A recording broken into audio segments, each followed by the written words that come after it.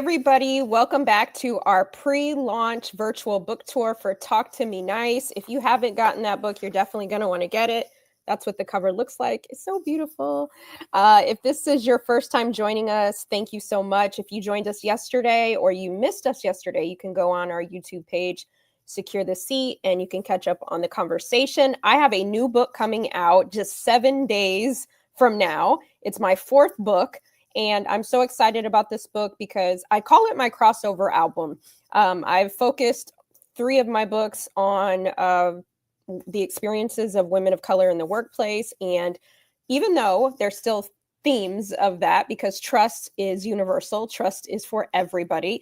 And I decided, you know what, we need languages for the workplace. If we have the 5 love languages for our platonic and romantic relationships, why wouldn't we have those similar in a workplace context? And so it prompted me about 3 years ago to come up with this idea. And then eventually the idea grew into a seed that is now Talk to Me Nice. And so I have invited all my favorite people this week to chat about one of the languages. And I'm excited to have my good friend Doug Melville, who is an extraordinary individual. And I'm going to bring him on in a second, and we're going to have a conversation. We are streaming on LinkedIn Live, Facebook, and YouTube. So make sure that you share this conversation because trust is a global currency. Trust has to be earned. It can't just show up automatically. And one of the trust languages that we're going to focus in on today is transparency. And so let's bring Doug up to the stage. Award-winning bestseller, leader, all the things. Doug, welcome. How are you? Minda, how we living today? How we living? I'm in Nashville, Tennessee today, Minda. Where are you in this world? I'm in DC, and it's humid, more humid than I know what to do with, and my hair is not cooperating today, Doug, but yours looks wonderful. Thank you. Well, you know what? The good news is my hairline is running away from my eyebrows like Carl Lewis in the '88 Olympics. So we're just going to do the best we can do with what we got. Listen, famous words of Mariah Carey, doing the best we can with what we got. I'm excited to have you. For those who might not know about you or might be living under a rock, you've had an illustrious career in your former life, and now you're award-winning best-selling author of Invisible Generals. So tell everybody a little bit more about you. Yeah, so thank you, first of all, for having me on. Congratulations to you, 4 books. You know, each book, you know, for those authors out there, you know, is like raising a child. You know, it starts with a small idea and then, you know, kind of the whole process. So congratulations. 4 is no easy feat. But my name is Doug Melville, 25-year executive. First 10 years, I used to help entertainers create their passion projects. The second half of my career, I was in the equity diversity space. Most recently, I lived in Geneva, Switzerland, as the head of equity for Richemont in the luxury industry. And then I left to write my first book called Invisible Generals, which is my family story of America's first 2 Black generals. And that was a life-changing experience. So whenever someone has a book that they're writing or a concept that they are coming up with, to see it come to light is a joy. So I'm happy to share what I can with your listeners, or, you know, help or inspire in whatever way I can. And transparency was a good word for me for my time this week. So thank you for that word. I love that. And we're going to drop the link in the chat so that people can add that to their cart and get that book as well. Make sure that you have all the books that are represented out there. And so thank you for the work that you do. And then offline, Doug, you know, I want to talk about those luxury brands, you know, that you've been. Talk about, I know luxury. It's funny because when you're in America, and when we talk about transparency, you know, we really talk about it from an American lens. But when you live in another country, you know, Switzerland is a very, you know, independent thinking, you know, like I'm Switzerland, you know, doesn't really take sides on a lot of issues. And when you live in Europe and you follow the rules of the EU and other markets, you realize how different the countries are as it relates to business, transparency, benefits, you know, accessibility. So I think sometimes we look at everything very American, but I think the opportunity is actually for us to look at the entire world to see how these issues resonate with nuances in different countries. So, happy to talk about luxury or any. I love that. So let's start here. Let's level set. Trust means a lot of different things to a lot of different people. Let's start with, how do you define trust? And then I'll give a definition as well. And for those watching us, drop your definitions in the chat as well. We want to know what trust looks like and feels like to you. So trust for me is I actually give people the benefit of the doubt. How I look at trust is kind of like, I have something that a term I use called BOD credit, which is benefit of the doubt credit. I actually trust people until something comes back and they're not trusted. Although a lot of people, as we age gracefully, begin to have trust issues that are calcified, where they don't trust people until they've earned the trust. So I actually still give everyone the benefit of the doubt. So for me, trust is just about an inherent relationship that you can believe in, that's reciprocal in nature, and where things are known above water, so above par, above standard. So going back to the transparency, trust to me is in some sense transparency, because that's the singular thing that you can both agree on. When you go to a retailer, you trust you can return it. When you meet someone, you trust they'll, be on your side. So it's really just something that you can be transparent about above board and communicate on. I love that definition. For those who might not have been here yesterday, I mentioned that I see trust as a noun and a verb, right? I also believe that we start with a full cup of trust similar to you, until you start doing things or showing me that I need to start dumping that water out, right, of the cup. And I think we all want to be trusted. We all want to be trustworthy, but I think sometimes we don't demonstrate what trustworthy looks like, right? We just kind of assume with the title that we show up with, or, the designer clothes that we show on, that we're trustworthy, right? And all these things, but it's actually has to be a demonstration. And what I realized is trust is fluid, right? You might trust me at 10 o'clock in the morning, Doug, and then I unintentionally do something or intentionally do something, and now I've eroded trust with you.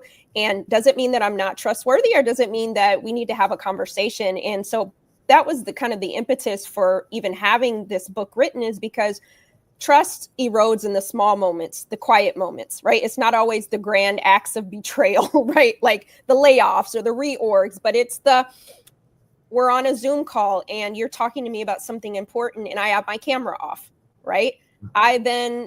You may not know it, but now I'm not trusting that you care about what I have to say, right? And now I don't know if you're trustworthy, and now you don't even know that. And so for the remaining of the meeting, your camera's off, and maybe the next time I meet you, your camera's off. So there's all these unspoken trust signals, right? And I feel like, what would it look like if we're talking the same language and understanding each other and closing this expectation gap, that I expect something that looks like trust from you and you expect it from me, but we're kind of crossing paths in different lanes.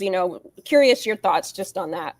Yeah, I think a lot of times trust is very symbolic based on your lived experiences. So you kind of do pattern recognition subconsciously. If somebody did something to you in the past and then the outcome wasn't of your liking, you may not trust somebody. Or they have examples of if you put salt on food at a restaurant before trying it, you're already not trusting the restaurant. So, there's all these little ways that people can kind of show that they don't trust their environment, but maybe it's not spoken. It's more through experiences. I think with jobs or careers, I think it's hard to know, because each company is different. Each HR executive is different. Each manager is different. Each CEO is different, on and on. So it's hard sometimes to always bring previous lived experiences to your current environment, but that's just how people operate. It's muscle memory. And I think as we get older and we go up the collective food chain in these organizations, some people seek to find distrust or mistrust as a way to almost protect themselves. It's almost, like a way to build a shield around themselves. Say, well, I already don't trust them, so I'm going to behave like this. So it's hard when you deal at scale because everybody's operating. Trust is like the word, many different words. If I say diversity, it's 100 definitions from 100 people. If I say the word trust, it's 100 definitions from 100 people. So I think it's a real hard word to pin down, but I think it's an important word to discuss because what better way to build trust than to ask someone, how do you trust me and how can I trust you? And I think not verbalizing that basic form of communication could actually cause problems because it's the small cracks that actually build distrust over the course of a long-term relationship. Yes, well said. And those small cracks lead to sometimes resentment, right? And resentment that's not even spoken. I would love for us to chat about those times in our careers where we've experienced either the lack of transparency that eroded trust, or maybe we had a leader that we worked with that was very emotionally intelligent and they were able to feed us some breadcrumbs along the way and be transparent, because that's also one of those big terms, right? How much transparency is a leader allowed to convey, or as an individual contributor, how much should I expect, right? So would love to kind of dissect and play devil's advocate in terms of that, but I'd love to hear about your own personal experiences with transparency. Well, I would say my biggest experience with transparency is really the difference in working in Europe and the United States of America. I think in the United States of America, from my experience, because we're a very litigious society and there's a lot of eyes and pressure on people in an organization, that if you did something that could be perceived as incorrect or can be looked at in a way where it looks like you are either discriminating, targeting, playing favorites, all the different things. Working in an organization, there's a financial number associated with it. An employee could sue, they could file a claim, they could make a complaint with HR, they could ask to be relocated to another manager or leader. So I feel like trust in America via transparency is pretty limited. I don't think a lot of managers and leaders are very transparent, only because transparency in a litigious society is actually a liability. When you live in Europe, and particularly in Switzerland, there was a phrase when I moved over there, it's called feedback's a gift. And people will tell you every single thing about you that is so transparent that you don't even believe they're serious. They'll look at you and be like, Doug, nice to meet you today. Your breath smells really bad. And then they'll go like this, feedback's a gift. And you're like, whoa, this is crazy. But because they're not in Switzerland or even France, it's hard to say Europe because Europe is 44 countries. There's 27 countries in the EU. So not to make generalizations, but when you work in the Europe environment, there's a lot more transparency because people actually look at you to improve. So they just tell you what's not good. Like you do a presentation, they'll be like, that presentation was horrible. You're a bad manager. I didn't like the way you did this. Can we talk about this? It's just so different. And it was actually shocking to me because, in America, they don't necessarily do employee reviews every, year. They don't sit you down. A lot of companies, in my experience in Europe, do something called 3 weeks, 3 words, where 3 weeks into a job, they ask the manager and the new employee to give 3 words about how the new person is. Like, I like them, or this isn't working, or they are great. Just some level of heat check to constantly check the transparency.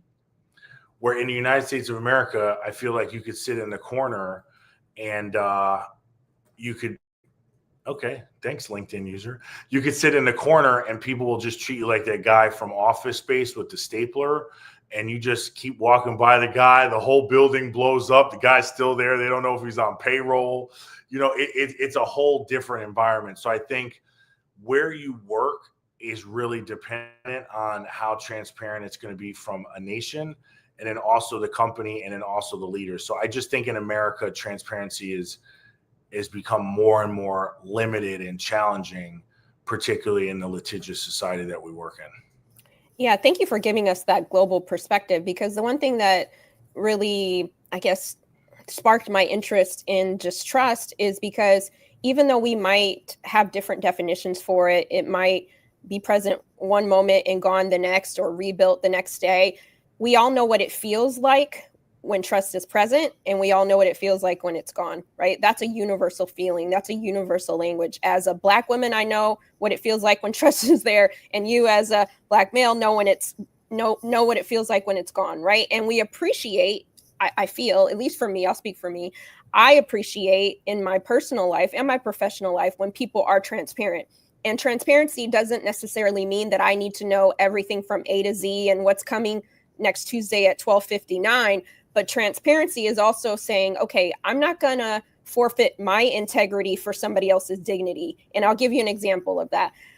In my former life, I had a manager, and he sat us all down at our all staff meeting. There was about maybe 6 to 8 of us on his team at the time. And he told us, for all those Game of Thrones watchers, he said, winter's coming, right? And we're like, what does that mean? and he said, we're about to do a round of layoffs and furloughs and reorganizations in about 6 months. And he even said, I probably shouldn't even be telling you all this. He said, I probably could get in trouble. And he said, but I value each and every one of you. And in the meantime, I don't know who's going to stay and who's going to go or who's going to get furloughed, but here are some resources for you to start upskilling. I want you to think about the work that you're doing. If you're already doing a great job, continue to do even better. If there's some low-hanging fruit, go after it. But I want you to know in the next 6 months, something's going to change. And I will never forget how that made me feel, for him to see all of us, to think about our livelihood. I was in my 20s at the time, Doug, so I wasn't making as much money as I might make today, right? So having that 6-month period to say, okay, hey, I can't go to the Olive Garden like I used to at that time, right? I need to pull back, or I need to start saving, those sorts of things. And I was so happy that he gave me that. Now, another leader would say that's being true transparent. Okay, but what does it look like to leave breadcrumbs? And he left us breadcrumbs in a way that still remained human. He remembered what it felt like to be on the other side of the table. And I really hate that we don't operate in a way that we remember people's humanity. What can I tell this person that they need to know, even if it's not the complete blueprint? And sometimes it's not that we don't trust our leader or trust each other, but we just need a little bit more transparency than we were given the day before. And as a leader, I try to role model that as best as I can with the resources that I have and the information that I have, to let people know. And then lastly, transparency is also saying, I don't know. But I want you to trust me that when I do have the information, that you'll be the first to know, right? That's at least going to settle my nervous system just a little bit, to say, okay, you see us, you understand what we're feeling, or if you have questions, feel free to ask, So I just feel like it's something that we can normalize, the humanity in regards to trust. Yeah, and I think the challenging part, I think, is people have ulterior motives and they have agendas. So maybe the motive is not ulterior, maybe it's just an agenda-based perspective. But if you have something that you want to do, most people will say the end justifies the mean in a capitalistic, individualistic society that we live in. So people will just say, well, I need to get X, or I have to do Y, and whoever's in my way is just, that's just the price for me to get where I want to go. A lot of times when people are successful, they look back and say, well, I probably shouldn't have done that, da, da, da. But at the time, you were really thinking, I have to get what I have to get because I see the road and the path that I have to follow to get there. And there's really very limited transparency in that area. But it works both ways. The most ridiculous, transparent thing that's ever happened to me in an office was when someone came up to me at a work retreat. We were all off site, at the work retreat. Everybody's, drinking a couple beverages, living their best life. The place closes, in a couple minutes. So we're at the end of the night. And someone comes up to me and goes, Doug, you know what? And this is executive. I have to tell you, if you weren't black, you would be so much more successful. And I was like, whoa, I still never forgot it. It was cold blooded.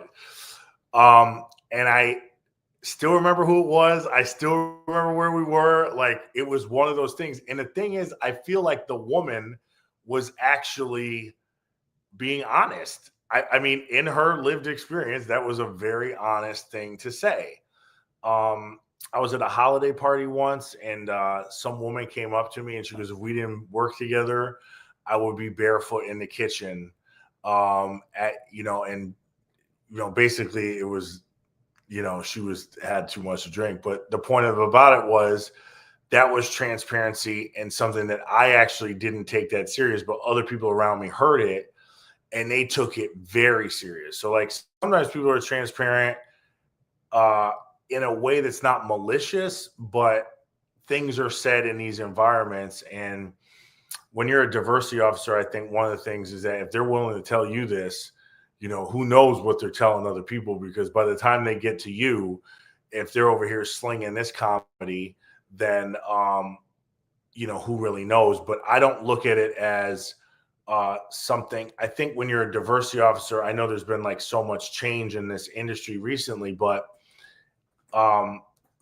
when I came up in my career, I was told you can't complain about something and fix it at the same time. If you want to complain about it, complain about it. But if you want to fix it, fix it. So when a company brings in someone to do diversity, I am there to fix it. So all the things that I see, I can't complain about. That's why when I tell these stories, I'm telling them, in a way that's not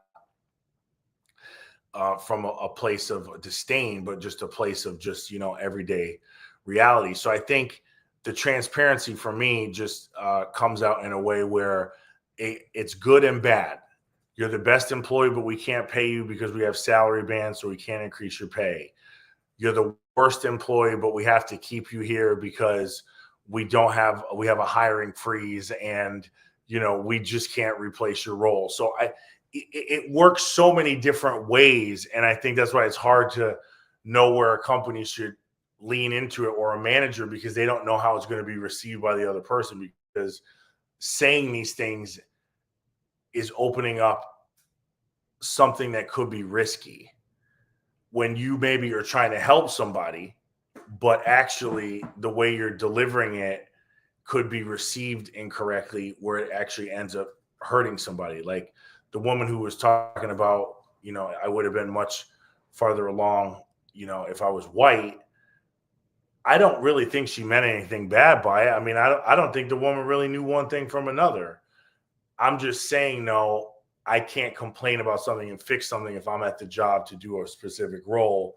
But if I was in a different position at the company, had a different lived experience, had a different personality, had a different perspective, a comment like that could have been so triggering that it could have affected my entire professional career.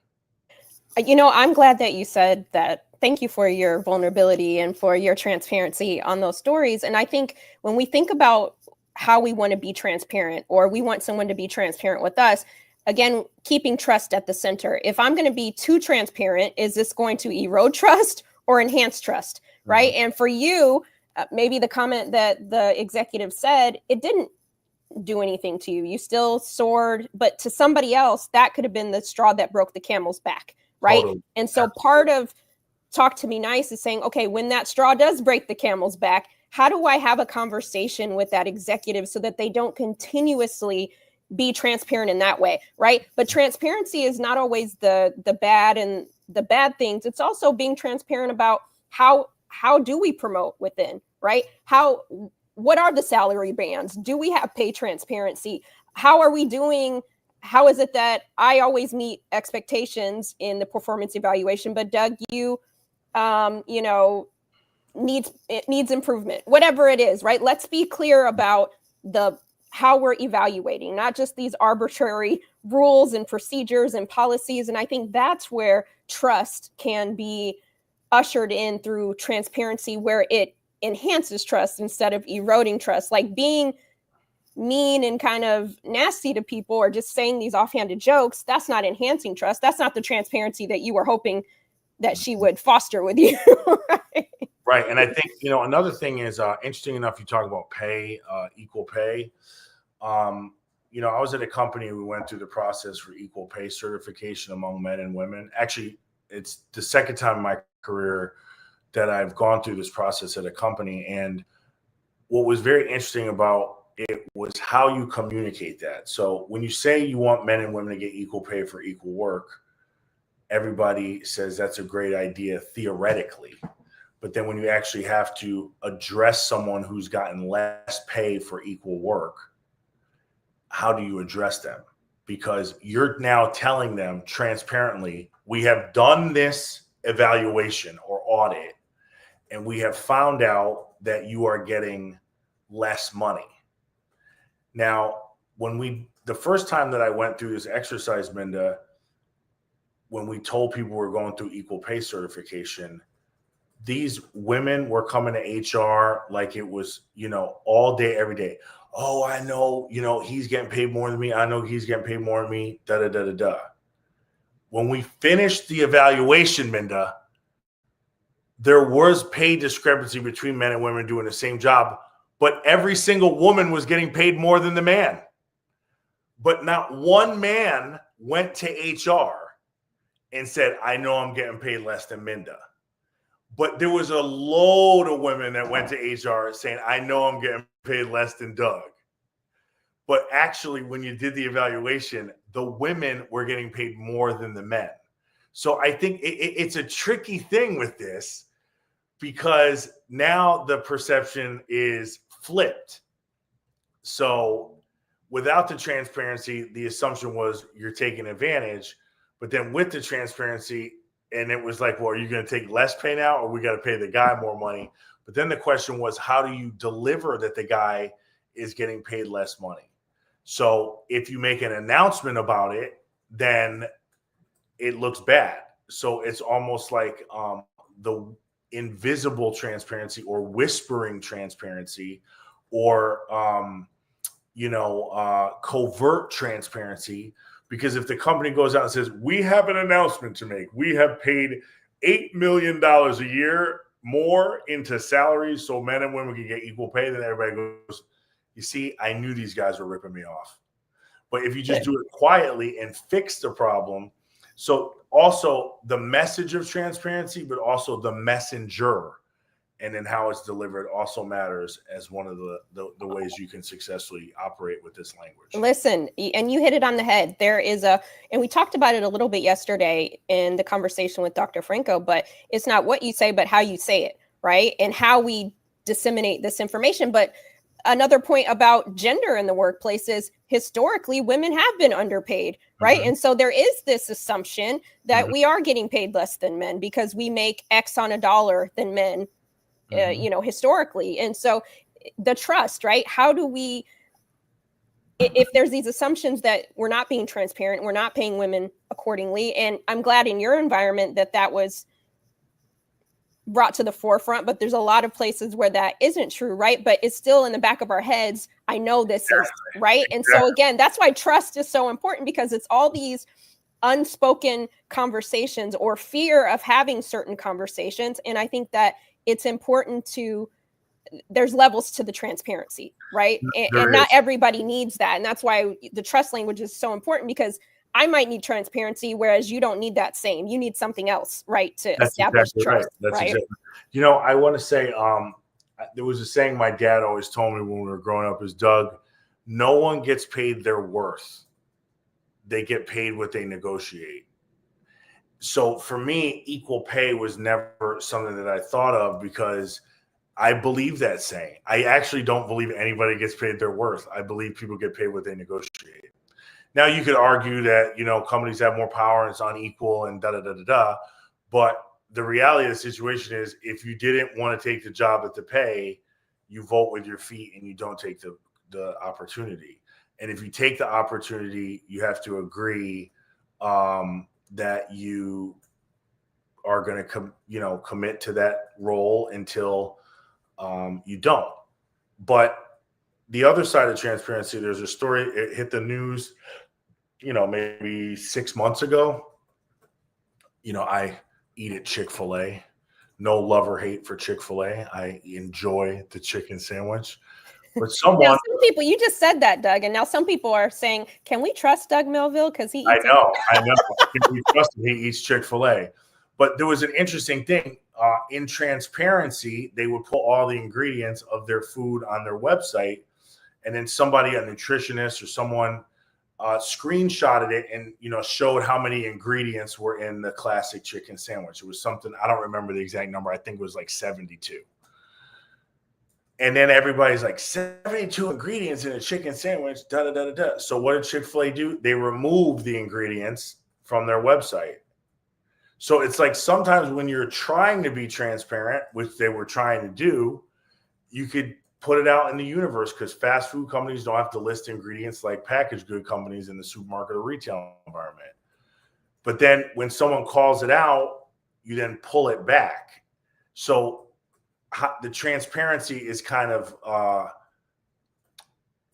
broken. But if you're from the company standpoint, if it's not there, no one sees it. So you can just keep operating. And if you're going to leave it there and everybody's going to analyze it, ideally that would be to change the ingredients. But the reality is, in a for-profit capitalistic environment, just remove it from the label and keep the energy going. So the transparency thing is it does work both ways. That is true. I'm going to finish off on our conversation of transparency. And some people have said it in the chat, but for me, transparency is clarity and honesty, right? We want clarity and honesty in the workplace. Otherwise, it is going to be a lot of lying. It's going to be a lot of omitting the truth. It's going to be, and I feel like we can be honest without showing how everything was made, right? But we give people an option to be able to opt in. And again, the trust languages is just like similar to the love languages. I might need words of affirmation, where Doug, you might need acts of service, right? And so we have to figure out, how do we get the best out of people? How do we make the workplace work for people? And being a little more transparent, maybe you don't say there's 72 ingredients in the chicken sandwich, but maybe the ones that are going to actually harm people later in their life, maybe you do make that. Or just like cigarettes, right? People still go and buy a carton of cigarettes, even though it says that this may cause X, Y, and Z, right? There's that transparency, and then you take it at your own risk. And so, as we close out this conversation on trust and transparency, I hope that everybody will go and pre-order Talk to Me Nice, the 7 Trust Languages for a Better World. Talk to Me Nice. Talk to Me Nice. Linda, let's go. Alicia, Seed, Short, let's go. Let's go. And you'll also pick up Doug's book, because it's a great read too. And, any final thoughts that you want to just impart about trust and transparency before we head out? I think it's all a work in progress. I think we have to support each other in the arts and the creative fields, and we have to believe in ourselves, and we have to move with integrity and intentionality. And no one plays a perfect game, but, course correct when you can. Be righteous about it, and realize that the work that we do now has an effect on future generations. And, working within the environment of trust and transparency, hopefully will allow those behind us to have similar, if not better, opportunities in the future. I love that. And if transparency is maybe one of your trust languages, or maybe someone you work with, start by asking, what do you need from me to best support you? And you'll start to uncover what people need from you. And it's going to fall in one of these probably buckets. And if they tell you, it'd be nice to know when X, Y, and Z is coming, you're noticing that they value a little more transparency, right? And that may be different for somebody else on your team. So let's learn how to talk to each other nice. Let's learn to lead with trust. Let's remind ourselves that the behaviors and the words that we use, the decisions that we make, they have an impact. And that impact is either going to enhance trust or erode trust. And so let's start making better decisions. My mom is a preschool teacher, and she teaches the kids, are you going to make green choices or red choices? Right. And so, so let's make more green choices, more trustworthy choices. And Doug, thank you from the bottom of my heart for joining the conversation. Mike, behind the scenes, thank you. And lastly, we won't be on live tomorrow, but we will be back on Thursday with Dr. Amy Cuddy. She has a powerful TED Talk, and maybe some of you have known the power pose. So we'll be here talking about security and safety on Thursday. So thank you again, Doug. Have a great All right, bye.